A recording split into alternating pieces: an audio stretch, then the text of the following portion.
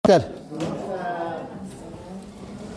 म यो हाम्रो शिक्षक पेसालाई जोड्ने गरेर हाम्रा बालबालिका र हाम्रो शिक्षकको बीचको सम्बन्धलाई पनि मिल्ने गरेर एउटा हजुरहरूले सुनिसक्नु भएको नि हुनसक्छ, मलाई चाहिँ अत्यन्त मन छोएको र सान्दर्भिक लागेको एउटा प्रसङ्ग यहाँ जोड्ने प्रयास गर्दैछु है। अलि पहिलाको कुरा हो, एउटा राजाको एउटा छोरी रहेछन्। छोरी अत्यन्त सुशील, सबै कुराले लगभग धेरै कुराले उनी पूर्ण थिइन्। छोरी राम्रो थिइन्, इमान्दार थिइन्, पढाइमा पनि त्यस्तै तीक्ष्ण थिइन्, राम्रो थिइन्।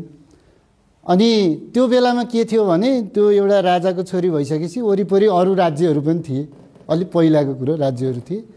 अब छोरी ठुलै हुँदै गएपछि राजालाई के हुन्छ भने अब प्राकृतिक नियमअनुसार पनि छोरीको बिहेबारी गर्नुपर्ने हुन्छ। अनि फेरि के भयो राजालाई भने आफ्नो छोरी धेरै कुराले धेरै गुणले सम्पन्न भएको कारणले राजामा एक किसिमको फेरि के पनि थियो भने मेरो छोरीलाई बिहा गर्न मलाई के अप्ठ्यारो छ र, सुशील छन्, इमान्दार छन्, पढे लेखेको छन् होइन, मैले भने जस्तै भेटिहाल्छु नि त राजकुमार भनेर उहाँलाई एक किसिमको होइन खुसी पनि थियो, गर्व पनि थियो। त समय बित्दै गएपछि के भयो त भने उहाँको छोरीको बिहे गर्ने बेला आयो। अनि बिहे गर्ने बेलामा के भयो त भने यतापट्टिका राज्यका राजकुमार पनि आउन थाले, उतापट्टिका राजकुमारहरू पनि आउन थाले।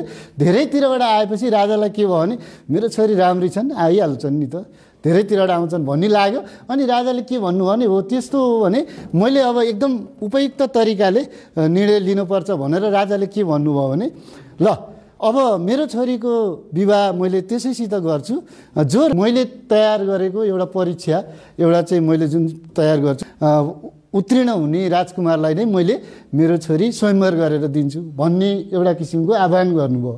अनि के हो त त्यो परीक्षा, कहिले हुन्छ त त्यो परीक्षा भनेपछि त्यो परीक्षाको लागि उहाँले के भन्नुभयो भने यो ठाउँमा कुनै एउटा निश्चित ठाउँ तोकिदिनु भयो। अनि यो समयमा यो दिनमा हजुरहरू यहाँ उपस्थित हुनुहोस्, हामी त्यहीँ त्यो कस्तो खाले परीक्षा हुन्छ त्यो हामी त्यहीँ भन्छौँ भनेर उहाँले सूचना छोड्नुभयो। र सूचना छोडे अनुसार तोकिएकै दिनमा तोकिएकै ठाउँमा तोकिएकै समयमा वरिपरिका राजकुमारहरू त्यहाँ उपस्थित हुनुभयो। त्यसपछि राजाको अब त्यहाँ चाहिँ जो सहयोगी हुनुहुन्थ्यो सचिवालयका कर्मचारीहरू उहाँहरूले के भन्नुभयो भने ल त्यहाँ चाहिँ कस्तो ठाउँ रहेछ त भने एउटा ठुलो जङ्गलको बीच रहेछ, त्यो जङ्गलको बीचमा एउटा पोखरी रहेछ।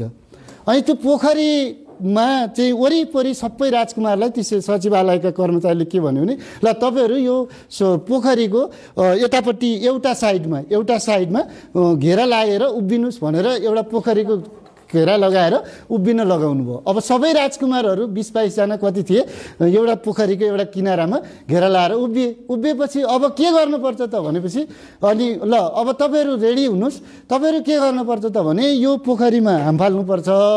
जो राजकुमार पहिला हाम फालेर वारीबाट पारी जो पहिला पुग्छ उसैलाई मैले मेरो छोरी बिहे गरेर दिन्छु भन्नुभयो। अब सुन्नुहोस्, अनि यो पोखरीमा चाहिँ पानीमा हुने होइन गोही बिच्छी अनि के हुनुपर्ने हो होइन, पानी गङ्गटा के हुनुपर्ने हो, पानीमा हुन सक्ने हिंसक जनावरहरू पनि हुन सक्छन्, त्यसबाट चाहिँ सावधान हुनु होला भनेर भनिदिनु भयो। अनि त्यसपछि के भयो त ल अब समय सुरु हुन्छ, तपाईँ जो पहिला हाम फालेर जो पहिला वारीबाट पारी जानुहुन्छ अब तपाईँ त्यसैलाई हामी के गर्छौँ त मेरो छोरी दिन्छु भनेपछि समय सुरु भन्नुहुन्छ। अब समय सुरु भइसक्यो, त्यहाँपछि के भयो राजालाई त घमण्ड छ नि त, अब यत्रो राजकुमार मध्ये एउटालाई छानेर दिने भनेपछि राजालाई एक किसिमको घमण्ड भयो। राजा आनन्द लिइरहनु भयो, अब को जान्छ भन्दै के हुन्छ त भने यो खुसी आनन्द उमङ्ग स्थायी हुँदैन। एकैछिनपछि राजाको त खुसी आनन्द उमङ्ग राजाको बिस्तारै हट्दै गयो। कारण के थियो त भने कोही पनि राजकुमार त्यहाँ हाम फाल्दैनन्। अनि राजा एकाएक राजामा फेरि एउटा किसिमको नैराश्यता, ओहो कोही नहाम फालेर कतै मेरो छोरीको बिहे नहुने त होइन, ओहो के कस्तो खाले परीक्षा राखे। अब अघि त्यस्तो उमङ्ग खुसी भएको मान्छे एकाएक नैराश्य हुन थाल्नुभयो। फेरि यो दुःख चिन्ता पीडा पनि चिरस्थायी हुँदैन, त्यस्तै भयो। के भयो त भने फेरि एकाएक राजा यसो झोक्राइरहनु भएको थियो। झोक्राइरहँदा राजा एकैचोटि झस्याङ्ग हुनुभयो। कारण पानीमा झ्वाममा हाम फालेको आवाज आयो। झ्वाममा हाम फालेपछि राजा एकाएक खुसी, कोही त हाम फाले भन्नुभयो। त्यसपछि फेरि वरिपरि हेर्ने मान्छेले फेरि त्यो एउटा हाम फालेपछि के भयो त भने कसैले नगरेको काम त्यो चाहे राम्रै होस् के होस्, अब एउटाले गर्न चाहन्छ भने समाजले त्यसलाई के गराउँछ भने एक्लो बनाउँछ। त्यो पानीमा किन हाम फाल्नु पर्छ, अब मर्छ भन्न थाले। अब मर्छ, यो जानी हाम फालेको, यसलाई किन बचाउने भने यो मर्छ, यो त्यो त बिहे त हामीले अरूसित गरे नि त पाइहाल्थ्यो नि, ज्यानै फाल्नुपर्छ भनेर धेरैले कराए। यो बेठिक गर्यो, तिमीले किन हाम फाल्यो भनेपछि त्यो राजकुमार त पानीमा त गइसक्यो। पानीमा पुगिसकेपछि त उता यसो गर्ने उसो गर्ने गइहाल्यो। यता गरेछन् उता बाहिरबाट चाहिँ गाली गरिरहन्, नहाम फालेको भए हुन्थ्यो भनिरहेछन्। किनभने हामी एक्लैले केही कुरा गर्न खोज्यौँ भने समाजले हामीलाई कहिलेकाहीँ साथ नदिन पनि सक्छ। यो पनि कुरा हामीले यहाँबाट बुझिरहेका छौँ। राजकुमार पानीमा हामाले स्याङ, अब के भयो, मर्ता क्या नै कर्ता, अब त कि वारी बिचमा त पुगिसक्यो, अब के फर्किनु पऱ्यो कि तार्यो, जे होला पानीमा है। पुरा राजकुमार पानीमा यस्तो छ।